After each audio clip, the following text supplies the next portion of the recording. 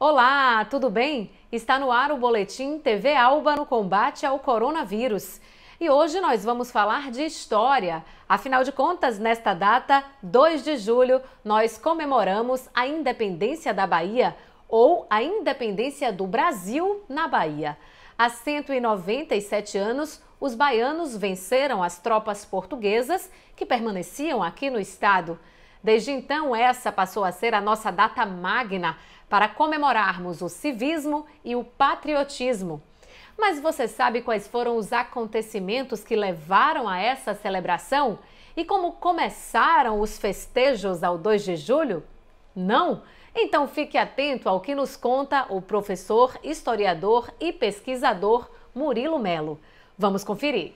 Eu sou Murilo Melo, historiador, pesquisador e professor, principalmente da história da Bahia. Vamos falar de 2 de julho, sobre o festejo do 2 de julho, né?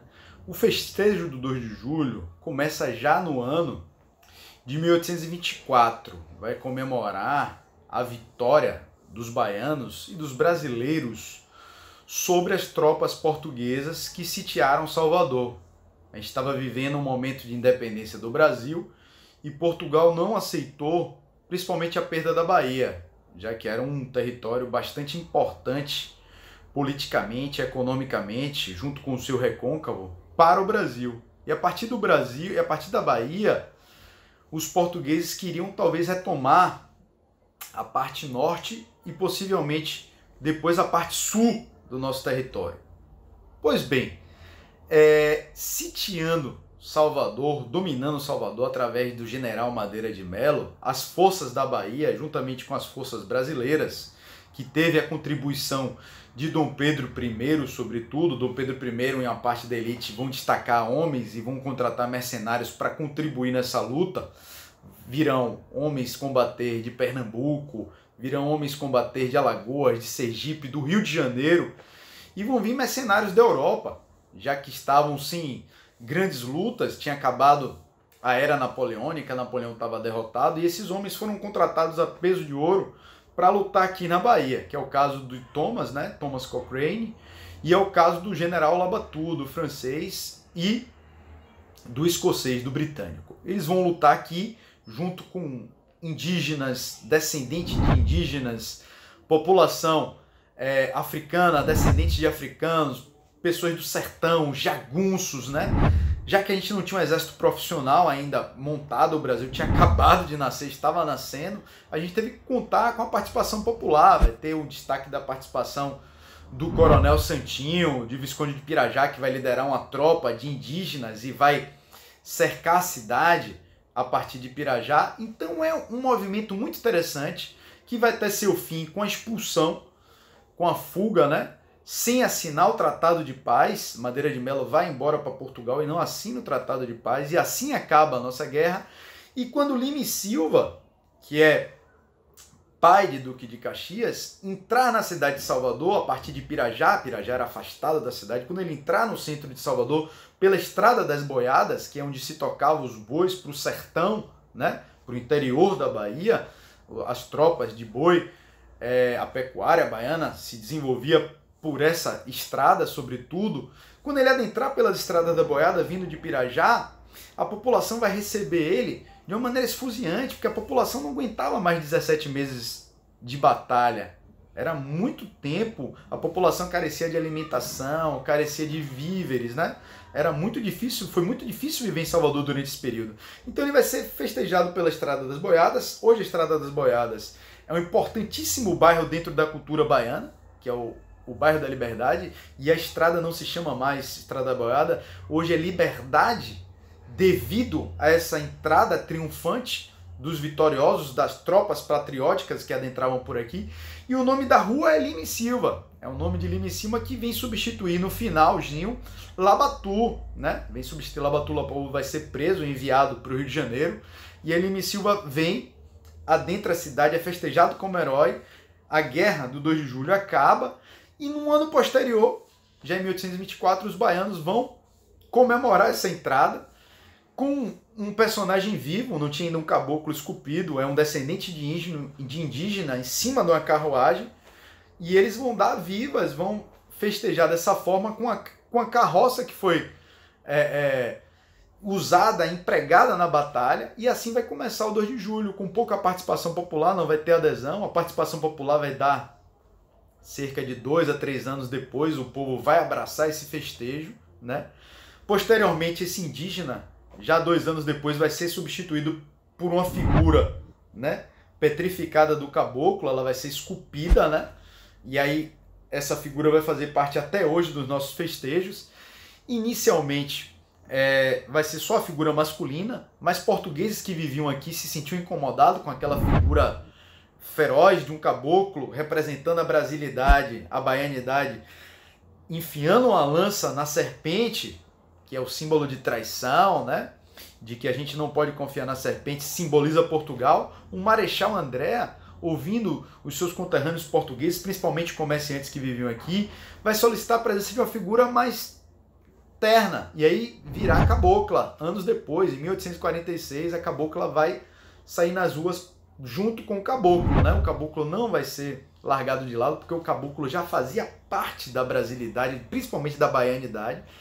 E aí vão sair os dois, uma figura mais terna e aquela figura guerreira, aquela figura mais imponente que é a do caboclo. E o 2 de julho, como é o festeiro do 2 de julho, como é algo vivo dentro da cultura, né, algo estanque, ele vai passar por modificações ao longo do tempo, né? Como eu já tinha dito aqui, ele vai incorporar novos elementos da sua época, e ele vai ter alterações, né? O festejo que começa sempre na Lapinha, né? Aqui em Salvador, porque o festejo mesmo tem início lá em Cachoeira, com a chama, né? Já que Cachoeira foi um importante centro de resistência, né? O Recôncavo como um todo, mas principalmente Cachoeira, que é chamada de cidade heróica, vem essa pira, vem essa chama até Salvador e começa os festejos a partir da Lapinha, onde tem hoje as carroças, os carros do caboclo, e aí com festejos, com fogos, a população sai reverenciando o caboclo. O caboclo que é uma imagem basicamente brasileira. A gente não se identifica com os elementos que tentam ser impostos ao longo do tempo para representar essa vitória. A gente não se identifica muito com o Labatuta, inclusive um panteão para ele em Pirajá, mas não tem muito culto a ele, por ser europeu, por não ter identificação com a terra. A gente sempre cultuou bastante esse símbolo de baianidade, que é o caboclo, que é o homem da terra, que é o dono da mata, e a gente acredita a nossa vitória ao homem da mata, a esse símbolo, principalmente do século XIX, que é aquela cultura indianista, romântica, que vem da Europa, o culto ao índio, e essa figura que vai representar a vitória, que vai representar a baianidade. Muito bacana saber de tudo isso, não é mesmo? É esse orgulho que move muitos baianos a irem às ruas todos os anos comemorar o 2 de julho.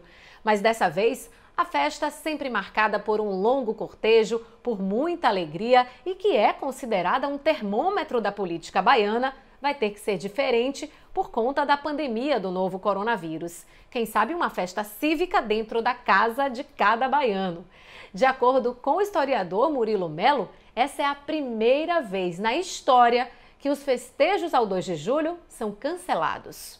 Bom, a festa do 2 de julho ao longo do tempo não se tem notícia alguma de que ela deixou de existir, mesmo nos momentos mais difíceis da nossa cidade, que a gente atravessou muitos, de 1824 para cá, sempre vai ter festa do 2 de julho, mesmo no período de cólera, no período de tuberculose, de todo esse problema que a gente teve sanitário e de doença, o 2 de julho continua a existir, né?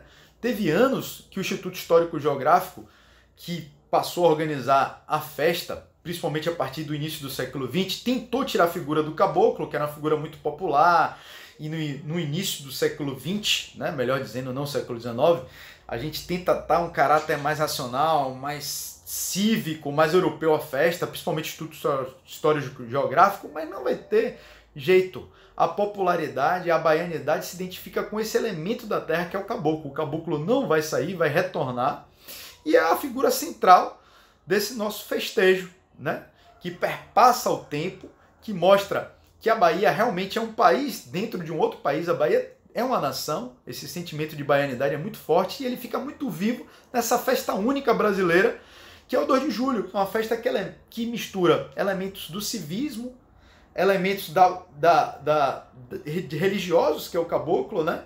Elementos patrióticos, elementos políticos de protesto. O 2 de julho se configurou ao longo do tempo como um termômetro das políticas baianas, do poderio das futuras eleições, né? A gente vê as vaias ou os aplausos dos políticos na sua aparição no 2 de julho, né? Você vê o termômetro de popularidade nas futuras eleições a partir dessa festa. Então, o 2 de julho é algo que representa muito bem esse sentimento de baianidade. Obrigada, Murilo, pelas suas explicações. É muito importante que a gente conheça a nossa própria história para que a gente se orgulhe, comemore essas datas importantes e para que a gente possa projetar um futuro melhor. Para seguir o historiador no Instagram, procure por @MuriloMeloHistória. E continue aqui na nossa programação para ficar sempre bem informado. Lembrando que você pode rever os nossos boletins e acompanhar todo o nosso conteúdo nas redes sociais da TV Alba, no YouTube, no Instagram e no Facebook. Nosso conteúdo também está disponível no site da Alba, al.ba.gov.br. A gente se vê. Tchau, tchau!